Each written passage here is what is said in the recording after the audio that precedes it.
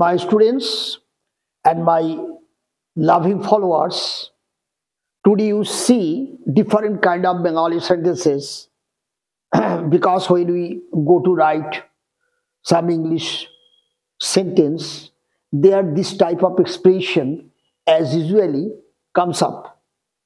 At the time, what you can write them, this is the topic of today's. Okay, now we can start.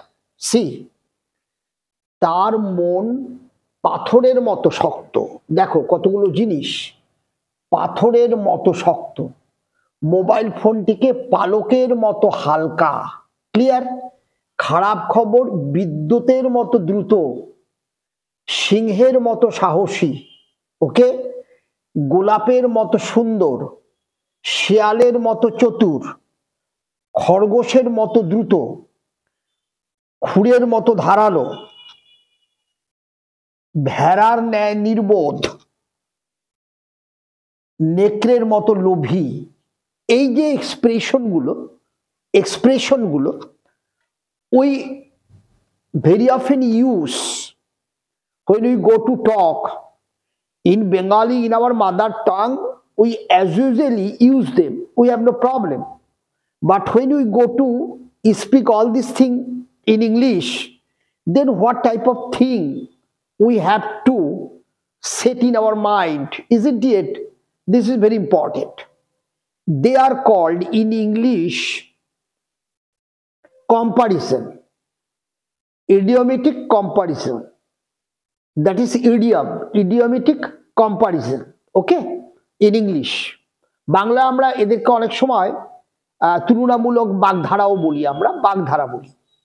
তাহলে আজকে আমরা এইগুলো নিয়ে আজকে আমাদের আলোচনা, এদেরকে আমাদের শেখা প্রয়োজন। If you like to make your sentence smart, beautiful, okay, then you can learn them. You can get as many as possible by your heart, so that at the time of writing and speaking you can use them. Okay, now we start. দেখো, তার মন হয়, আমার এখানটায় ক্রিয়াপদটা রয়েছে হয়, তাহলে আমরা কি জানবো? হয় মানে সিম্পল প্রেজেন্টের অ্যাক্টিভ অ্যামিজার। ওকে, তাহলে তার মন, তাহলে আমরা কি দিয়ে দিই? হার করে দিই। হার অথবা হিজ। মন ইংরাজি কি আমরা বলি? মাইন্ড, অথবা কি বলি? হার্ট বলি, তাই না? তাহলে এই মাইন্ড ইজ হয়। এবার এই এক্সপ্রেশনটাকে কিভাবে লিখবো? পাথরের মতো শক্ত। তাহলে দেখো, as, okay, hard as stone. Clear? তাহলে আমরা কি লিখলাম? His mind is as hard as stone. Okay, now দেখো, মোবাইল ফোনটিকে পালকের মতো হালকা করা হয়েছে, তার মানে বানানো হয়েছে, করা হয়েছে মানে বানানো হয়েছে। তাহলে এখানে বাংলা ক্রিয়াপদ কোনটা? হয়েছে। আমরা কি জানি? ছেছি ছো, তার আগে যদি হ চলে আসে তাহলে আমাদের প্যাসিভ হয়ে যায়, বা ঘুরিয়ে বললে মূল ক্রিয়াপদ করা, নেওয়া, দেওয়া, তাদের সাথে হয়েছে বা গিয়েছে থাকলে আমরা প্রেজেন্ট পারফেক্টের প্যাসিভ ব্যবহার করি। Very simple. কোন টেন্সে যাবে? ছেছি ছো থাকলে প্রেজেন্ট পারফেক্টে যাবে। অ্যাক্টিভ হবে না প্যাসিভ হবে? মূল ক্রিয়া তার সাথে হয়েছে বা গিয়েছে আছে কিনা দেখে নাও। মূল ক্রিয়া এখানে করা, তার সাথে এখানে হয়েছে আছে, তার মানে প্রেজেন্ট পারফেক্টের প্যাসিভ। তখন ভার্বের স্ট্রাকচার কি হয়? হ্যাজ, হ্যাভ, বিন, ভার্বের থার্ড ফর্ম। হ্যাজ অথবা হ্যাভ, বিন, ভার্বের থার্ড ফর্ম, প্যাসিভ। তাহলে চলো, মোবাইলটিকে বানানো হয়েছে, তাহলে আমরা কি লিখবো? এই যে এখানে টি আছে না, টি আর্টিকেল দিয়ে তাকে ডেফিনিট করতে হবে, নির্দিষ্ট। তাহলে আমরা কি লিখবো? দ্য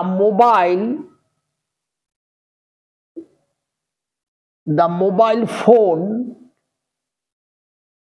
এটাকে বানানো হয়েছে। তাহলে এটা থার্ড পারসন সিঙ্গুলার, তাহলে কি হবে? Has been made. Has been made, এটা ভার্বের third form. The mobile phone has been made, বানানো হয়েছে পালকের মতো হালকা। তাহলে আমরা কি লিখবো? As light. Clear? As light as কিসের মতো, এ ফেদার পালকের মতো। ক্লিয়ার? এবার চলো, খারাপ খবর বিদ্যুতের মতো ছড়ায়। তার মানে এখানে কোন টেন্স লিখবো, এটা হচ্ছে আমার বাংলায় ক্রিয়াপদ ছড়িয়ে যায়, ছড়ায়। তাহলে এই যে ছড়ায় মানে ছড়িয়ে যায়, এর শেষ উচ্চারণ কি আছে, এ। বাংলা ক্রিয়াপদের শেষ উচ্চারণে ই, এ, ও, এই তিনটার কোনো একটি পেলে বুঝবে এটা সিম্পল প্রেজেন্টের অ্যাক্টিভে লিখতে হবে, তখন ভার্বের গঠন কি হবে, ভার্বের প্রেজেন্ট ফর্ম। তাহলে কে ছড়ায়, খারাপ খবর, তাহলে লিখছি ব্যাড নিউজ। ক্লিয়ার? এটা ছড়িয়ে পড়ে, তাহলে ছড়ানো ইংরেজি কি, spread.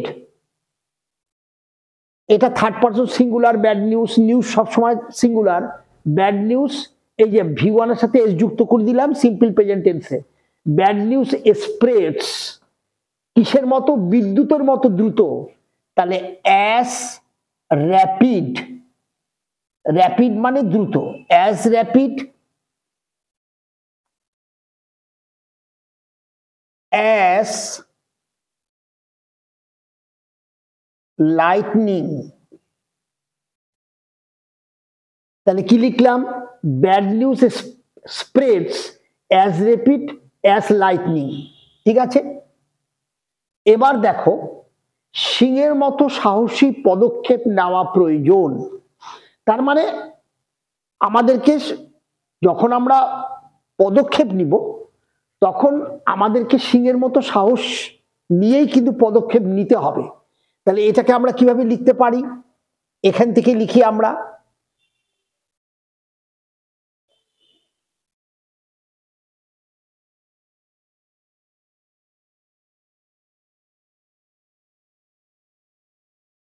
we need to take step, step মানে পদক্ষেপ, তাহলে আমাদের পদক্ষেপ নেওয়া উচিত, we need to take step কিসের মতো, সিংহের মতো সাহসী, তাহলে we need to take step as brave as a lion. Clear? এটাকে আমরা প্যাসিভেও করতে পারতাম, সিংহের মতো সাহসী পদক্ষেপ নেওয়া প্রয়োজন। তার মানে আমরা কি করতে পারতাম, step need to be taken as brave as a lion, সেটাও আমরা করতে পারতাম। ঠিক আছে? তারপরে দেখো, অর্থাৎ এটাকে যদি আমরা প্যাসিভে যেরকম আছে, যেভাবে বাংলাটা আছে ঠিক সেইভাবে যদি আমরা নিই, তাহলে আমাদের কিন্তু এই বাক্যটার মধ্যে সাবজেক্ট নেই, আমরা সাবজেক্ট বাইরের থেকে নিয়ে আসছি, এটার মধ্যে সাবজেক্ট নেই। এখানটায় এই পদক্ষেপ নেওয়ার ব্যাপারটাই গুরুত্ব পেয়েছে, অর্থাৎ কে নেবে সে নেই। তার মানে এসব ক্ষেত্রে আমরা কি করতে পড়ি, আমরা প্যাসিভ করি। তাহলে প্যাসিভ করলে কি দাঁড়াবে বাক্যটা, দেখো আমি এখানে ছোট করে লিখি, দেখো বলছে স্টেপ। ক্লিয়ার? এই যে পদক্ষেপ, তাহলে as brave as a lion, অথবা স্টেপটাকে নেওয়া প্রয়োজন, স্টেপ নিড টু বি, এভাবেও করতে পারো, নিড টু বি টেকেন, নেওয়া প্রয়োজন। যেহেতু এটা প্যাসিভ সেই জন্য আমাদের ইনফিনিটিভের প্যাসিভ হচ্ছে টু বি, ভার্বের থার্ড ফর্ম, খেয়াল রাখবে। Step need to be taken as brave as a lion, এভাবেও আমরা লিখতে পারি। এটা প্যাসিভে করলাম, এটা অ্যাক্টিভে করলাম। এইখানটায় আমাদের ইনফিনিটিভটা আছে, তার প্যাসিভ ফর্ম এই যে টু বি টেকেন, তাহলে step need to be taken as brave as a lion, যেভাবে ইচ্ছা করতে পারো। ক্লিয়ার? এবার চলো নেক্সট দেখো, তার মুখটি গোলাপের মতো সুন্দর, তাহলে আমি কি লিখবো, হার face is as fair, fair মানে সুন্দর, তোমরা জানো, হার face is as fair as a rose. Clear? এবার দেখো, শিয়ালের মতো চতুর হওয়ায় সে এখন সফল রাজনীতিবিদ। তাহলে সে এখন এই জায়গাটা হয় লুকিয়ে আছে, হয়। ক্লিয়ার? উজ্জ্ব আছে, এটা হচ্ছে আমার ক্রিয়াপদ, হয়। আর এই যে হওয়ায়, এটা আমার অসমাপিকা ক্রিয়া, এটা আমার সমাপিকা ক্রিয়া, ফাইনাইট ভার্ব, যার উপরে টেন্স আর ভয়েস নির্ভর করে। আর হওয়ায় এটা আমাদের অসমাপিকা ক্রিয়া, নন ফাইনাইট ভার্ব। এটা আমরা কোথা থেকে লিখবো? বিং বা হেভিং দিয়ে যে আমরা হওয়ায় ব্যবহার করি সেটা আসবে, অর্থাৎ আমরা এটাকে বলি অ্যাবসলিউট পার্টিসিপল। এই ক্লাসগুলো আমার আগেই করানো আছে যে অসমাপিকার কি কি উচ্চারণে আমরা কোন কোন ফর্ম বসাবো। হওয়ায় মানেই হচ্ছে বিং দিয়ে আনতে হবে, ঠিক আছে? বিং অথবা হেভিং বিং। তাহলে আমরা এটা লিখছি, দেখো এই বাক্যটা এখন লিখছি, দেখো। তাহলে বিং অথবা হেভিং বিন, তার মানে বিংও যা, হেভিং বিনও তাই, যে কোনো একটা বসাতে পারো, দুটার মানেই হচ্ছে হওয়ায়। ক্লিয়ার? তাহলে বিং অথবা হেভিং বিন শিয়ালের মতো চতুর, তাহলে অ্যাস কানিং, কানিং মানে চতুর, as cunning as a fox. Clear? তাহলে দেখো, as cunning as a fox, having been as cunning as a fox, comma, comma দিয়ে কি লিখবো? সে এখন হয় সফল রাজনীতিবিদ। He is now a successful politician.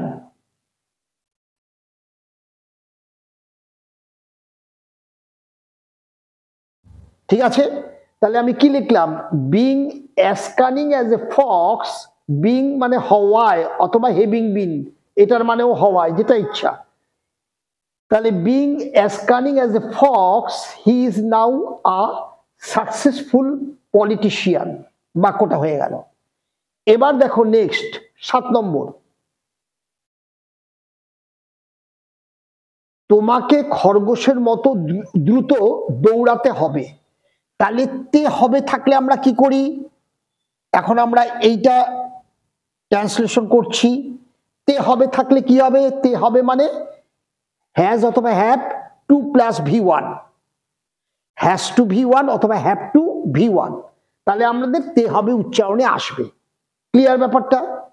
তে হবে, করতে হবে, যেতে হবে, এইগুলোর উপরে আমার এক্সক্লুসিভ ক্লাস করা আছে, সেই ক্লাসগুলো দেখবে, সেই নিয়মগুলো সব পেয়ে যাবে। তাহলে তে হবে থাকলেই বুঝবে হ্যাজ টু ভার্বের প্রেজেন্ট ফর্ম অথবা হ্যাভ টু ভার্বের প্রেজেন্ট ফর্ম। ক্লিয়ার? তাহলে তোমাকে দৌড়াতে হবে, তাহলে আমরা লিখে দিই you have to run. Run মানে দৌড়ানো, টু এর পর V1, তাহলে ইউ হ্যাভ টু রান, তোমাকে দৌড়াতে হবে। খরগোশের মতো দ্রুত, তাহলে কি লিখবো? As fast as a hare. ঠিক আছে? তাহলে you have to run as fast as a hare. Clear? এবার চলো 8 নম্বর কি বলছে দেখো। বলছে তার চিন্তা শক্তি খুরের মতো ধারালো, মানে তার চিন্তা শক্তি হয়। তাহলে আমরা এখানে লিখে দিই his THINKING, thinking power, power মানে শক্তি, তাই না? তাহলে his thinking power is as sharp, sharp মানে ধারালো, তাই না? Is as sharp as a Razr.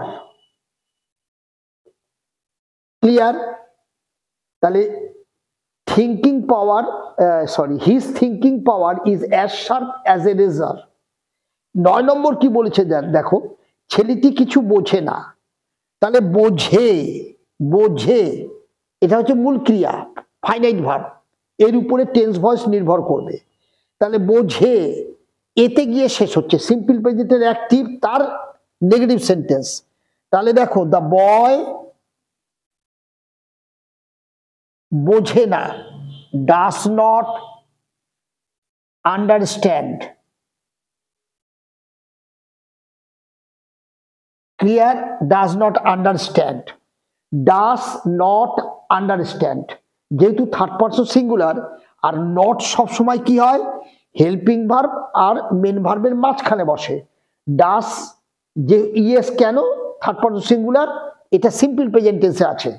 The boy does not understand, ঠিক আছে, anything, does not understand anything, কোনো কিছুই বোঝে না। The boy does not understand anything, clear, comma, তারপরে বলছে সে ভেড়ার ন্যায় নির্বোধ। তাহলে আমরা লিখে দিই হি ইজ, সে হয়, as silly as a sheep,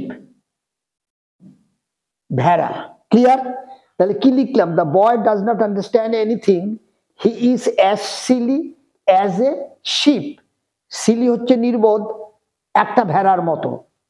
এবার চলো 10 নম্বর, লাস্ট ওয়ান। কিছু রাজনৈতিক নেতা আছে যারা নেকড়ের মতো লোভী। তাহলে কিছু রাজনৈতিক নেতা আছে, তাহলে আমরা এগুলা ইন্ট্রোডাক্টরি প্রোনাউন দেয়ার দিয়ে করব না। তাহলে আমরা লিখি দেয়ার আর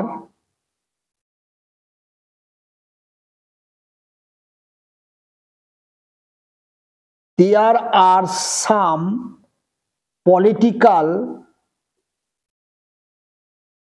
leaders, কি লিখলাম, there are some political leaders যারা, হু, এটা হচ্ছে লিঙ্কার, যারা নেকড়ের মতো লোভী, তার মানে হু আর, হু এর পরে আর কেন, এই যে এটা এটা সমান সমান তো হু, লিডার্স প্লুরাল, তাই হু এর পরে আর, ক্লিয়ার? তাহলে হু আর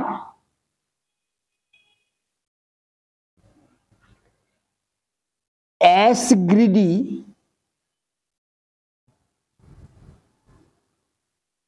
as, কিসের মতো বলছে, নেকড়ের মতো, as a wolf, ক্লিয়ার? তাহলে there are some political leaders who are as greedy as a wolf, নেকড়ে, ঠিক আছে? তাহলে তোমাদের হয়ে গেল। তাহলে এইভাবে তোমরা different kind of sentence you can write if you learn all of these things, understand? They are equally important, okay?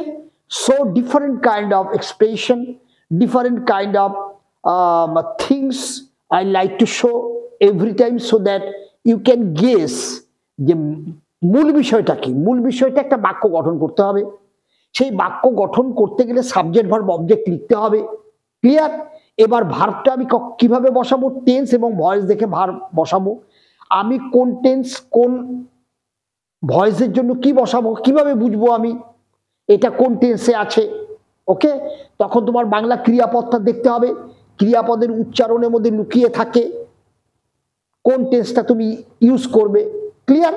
এবার টেন্সটা ধরে ফেললে ওটা অ্যাক্টিভ হবে না প্যাসিভ হবে, সেটাও কি করে ধরতে হয়, আমি বারবার again and again I am telling the same thing in my every class when there is question of doing translation, isn't it? তো ওই জায়গাগুলোকে একটু ফলো আপ করো। আর এই যে বাকি যে জায়গাগুলো, যে আজকে আমাদের আলোচনার বিষয়বস্তু ছিল ইডিওমেটিক কম্পারিজন, দ্যাট ইজ এই ধরনের মতো মতো মতো মতো বাক্যগুলো, সেগুলোও আমাদের মানে অ্যাট দি সেম টাইম আমাদের শিখে রাখতে হবে for our own betterment, isn't it? তো এই হচ্ছে আজকের ক্লাস। আশা করি তোমরা বুঝতে পেরেছো যে কোনটা কিভাবে লিখতে হয়, ক্লিয়ার? অবশ্যই লাইক করবে, শেয়ার করবে। Those who are new in my channel, kindly don't forget to subscribe and share so that many people can get the opportunity to have my classes, can learn, isn't it? Next class appropriate প্রিপোজিশনের উপরে appropriate প্রিপোজিশনগুলোকে কিভাবে ব্যবহার করতে হয়। আমি Bangla sentence নিয়ে নিয়ে appropriate প্রিপোজিশনগুলো, there are so many appropriate prepositions, but those which are so common, isn't it, in our writing and speaking, আমি সেগুলোই মেইনলি আলোচনা করব। সেইগুলো আমি বাংলা বাক্য লিখে লিখে অ্যাপ্রোপ্রিয়েট প্রিপোজিশনের ব্যবহারগুলো তোমাদেরকে নেক্সট ক্লাসে আমি কিছুটা করাবো। Okay, have a good day, stay well.